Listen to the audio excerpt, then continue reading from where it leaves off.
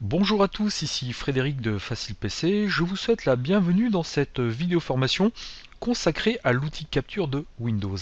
Alors, qu'est-ce que l'outil capture de Windows? Cet outil va vous permettre de capturer, d'enregistrer tout ou partie de votre écran sous la forme d'une image afin d'exploiter cette image, par exemple dans un tutoriel ou de l'envoyer à un de vos amis. J'enregistre cette vidéo formation sous Windows 7, mais sachez que la procédure est strictement la même sous Vista ou sous Windows 8. Alors pour lancer l'outil capture, je vais cliquer sur le bouton démarrer de mon ordinateur et dans la zone de recherche, je vais taper le mot-clé capture tout simplement. Dans la zone programme, vous voyez ici outil capture a été trouvé, donc je vais cliquer dessus pour le lancer et une fenêtre outil capture va apparaître. Pour capturer, il va me suffire de cliquer sur le bouton nouveau. Cependant, avant de cliquer sur le bouton nouveau, je vais donc sélectionner ici, vous voyez, vous avez un petit ascenseur, donc un petit menu qui va vous permettre de faire un choix.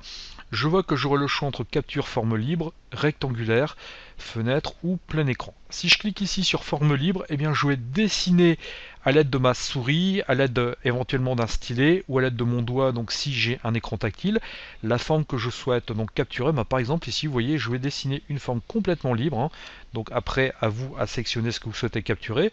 Je ferme la forme et vous voyez que automatiquement eh bien, a été capturé ce que j'ai dessiné.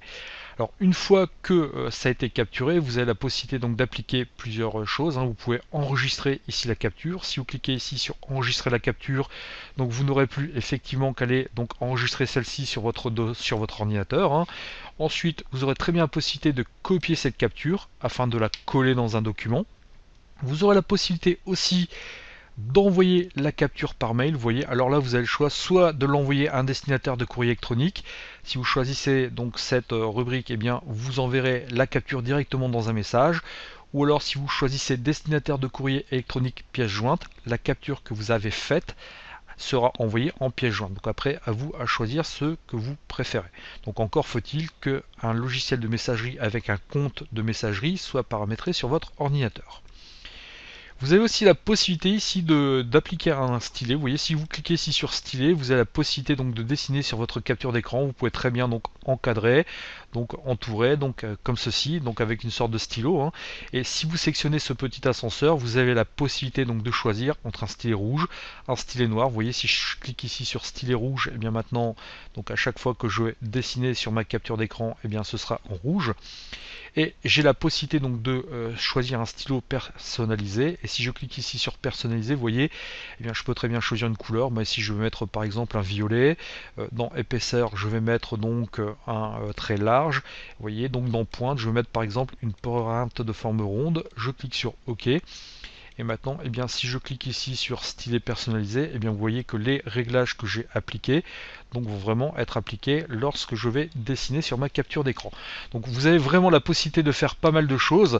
Donc ensuite, vous avez la possibilité aussi de surligner. Vous voyez, si vous cliquez ici sur surligneur, eh bien, vous allez pouvoir donc surligner, mettre en évidence un élément de votre capture d'écran. Donc ça peut permettre d'attirer l'attention. Et enfin, donc vous avez ici l'outil gomme. Si vous cliquez sur gomme, vous allez pouvoir donc effacer toutes les modifications que vous avez faites sur la capture d'écran. Vous voyez ici, si je clique une seule fois, je vais effacer donc mon trait.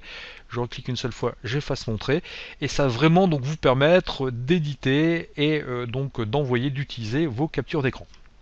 Alors je vais recliquer ici sur nouveau afin de retourner à l'outil capture. Donc là nous avons vu que nous avions capturé une forme libre. Je peux maintenant, si je souhaite, cliquer sur capture rectangulaire et automatiquement, eh bien, lorsque je vais capturer, vous voyez, ça me dessinait un rectangle.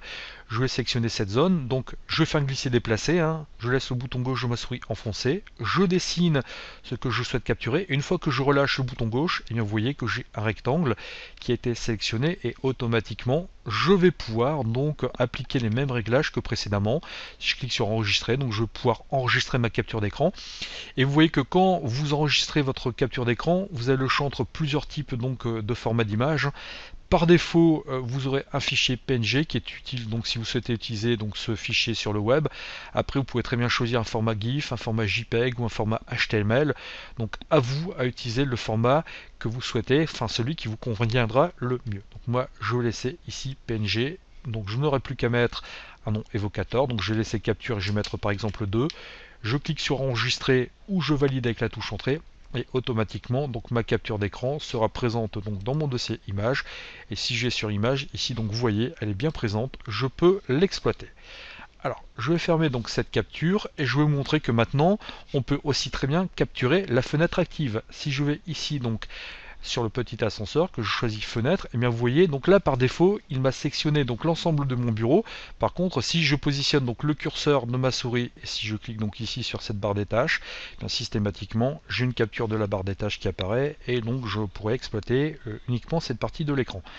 Et enfin, donc je vais cliquer ici sur nouveau, je peux très bien choisir de capturer mon écran entier. Si je clique ici sur capture plein écran, eh bien automatiquement une copie de mon écran sera faite. Reconnaissez que c'est quand même bien pratique, ça peut vous rendre donc de bien bons services et c'est quand même bien plus élaboré que le simple fait d'appuyer sur la touche impré-écran de votre clavier. En effet, lorsque vous appuyez sur la touche impré-écran de votre clavier, donc ça vous fait une capture d'écran, mais ça ne vous permet pas de sélectionner donc ce que vous souhaitez donc capturer précisément. Si je clique ici sur nouveau, donc je voulais vous montrer qu'on peut aussi personnaliser les options de cet outil capture. Si vous cliquez sur options, donc vous pouvez très bien donc faire plusieurs réglages, masquer les instructions. Donc si des fenêtres bulles apparaissaient, eh bien celles-ci ne seraient pas capturées. Toujours copier les captures dans le presse-papier, donc je vous conseille de le laisser coché. Donc comme ça, ça serait copié dans la mémoire de votre ordinateur. Donc inclure l'URL au-dessus des captures HTML seulement, eh bien ce qui se passerait c'est que si vous capturiez donc une page internet, eh bien automatiquement l'adresse du site internet serait incluse, donc vous pouvez laisser cocher aussi. Proposer d'enregistrer les captures avant de quitter, donc ça je vous conseille de le laisser cocher, comme cela si vous fermez votre outil capture et que vous avez effectué une capture, eh bien, on vous proposera de l'enregistrer, au moins donc ça vous évitera donc de devoir recommencer votre capture, et afficher la superposition d'écran lorsque l'outil capture est actif, vous pouvez laisser décocher. Et enfin, ici dans sélection, vous voyez, vous avez couleur de l'encre, par défaut c'est rouge. Eh bien, je vous conseille de décocher, afficher l'encre de sélection une fois les captures faites. Parce que vous voyez, ce qui va se passer, c'est que si vous cochez ce choix, que vous cliquez sur OK, bon là je vais refaire une capture d'écran, vous voyez par exemple ce que je vais faire, je vais prendre une forme libre, et bien vous voyez, je vais dessiner ceci, donc et bien automatiquement autour de votre sélection, vous aurez un liseré rouge qui va apparaître. Alors que si vous retournez dans les options et que vous décochez, afficher l'encre de sélection une fois les captures faites, que vous cliquez sur OK, eh bien si je refais cette même sélection, donc forme libre, vous allez voir que dorénavant, eh bien donc là, autour de ma capture, je n'aurai pas ce liseré rouge qui va apparaître.